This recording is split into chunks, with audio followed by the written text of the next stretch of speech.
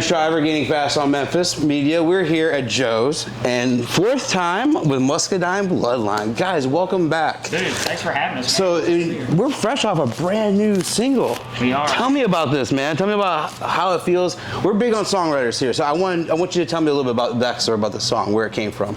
Yeah, so first of all, it's just awesome. Like, we're kind of a little overwhelmed, really, because we've never had a song really do this. Yep. So it's kind of like, it's almost like a blessing and a curse, because you're just like, we're on socials all day trying to thank everybody who posted. Number 2 all genre, number 1 country overall. Dude, that is phenomenal, y'all. It's crazy phenomenal. That, you know, the power of the internet, I guess. So that's such a cool thing. But no, the writing process kind of came in. We kind of wrote this song in stages. I was going over to the guy we produced with, Ryan, Humans is his name, or Yeomans. He'll get mad if I don't get his name right. But we'd go to his house and we would just like, I'd write riffs and like he'd record it and we'd be like, all right, let's go like get like a chorus or something down and we can like, you know, if Charlie likes it, we'll finish the thing. So me and Ryan wrote the chorus and then Charlie's like, I'm in, and then Charlie came to my house like the next week and we started writing the verses, and then as soon as out the gate, Charlie was like, dude, we need to have something like break at the beginning, and it's like the part that's been going viral all over the internet is that first line of the song. It needs to be like gospel. Yeah, dude.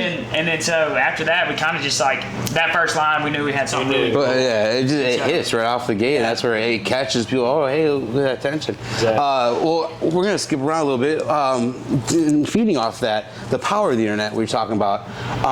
You guys have been together about 7 years or so. The last couple of years, it has changed dramatically. How big do you think social media now is for independent artists? Because you're seeing people like Jelly Roll and just blowing up. You guys just blowing up.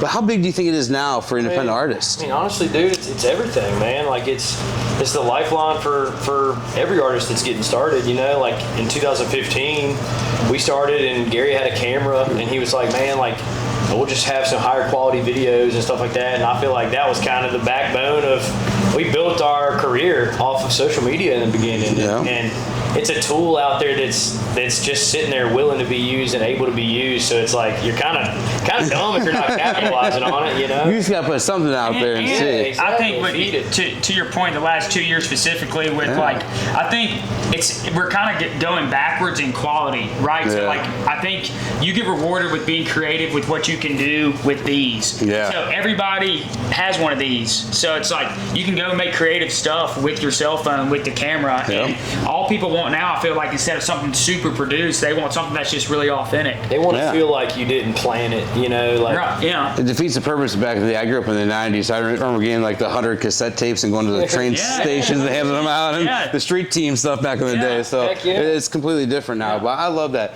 So you guys are getting ready to kick off your second leg soon of the Country Contraband Tour. When you guys look at the tour schedule and you see Joe's in Chicago, what stands out to you guys? What do you guys look forward to coming here? I mean, it's just an iconic venue, man. Like, everybody who's anybody plays Joe's, and honestly, I just feel honored to be able to be here in Chicago, playing to hundreds of people. I think there's a cool culture here that makes Chicago a little more eclectic, because like there's like a line that's like, it's where Red Dirt Country, the Texas scene, and then the Nashville scene kind of mix really well. And like Ed Warm, who owns this place, you know, from Windy City, and that lineup will be Red Dirt, you know, Nashville, Red Dirt, Nashville, and mixed in together, intertwined. It's kind of like I feel like the barrier line is like right here, to where it's like, you know, bands from each side of that, you know, kind of sound like intersect here, and the people here love it. Yeah, dude, it's a good place, because I mean, it's keeping Chicago country alive, and that's why I love living in the area too, and be able to come here. It's like, you wouldn't expect Chicago to be like a hub for exactly, but like once we learned that when we were younger and coming up, and I was like, oh, I can't wait to come back to Chicago. And I feel like it keeps it alive, because like, look at New York City, I think just lost their last country radio station, I just heard, or something like that. Really. So like, it really keeps things alive in Chicago and going. So it's awesome.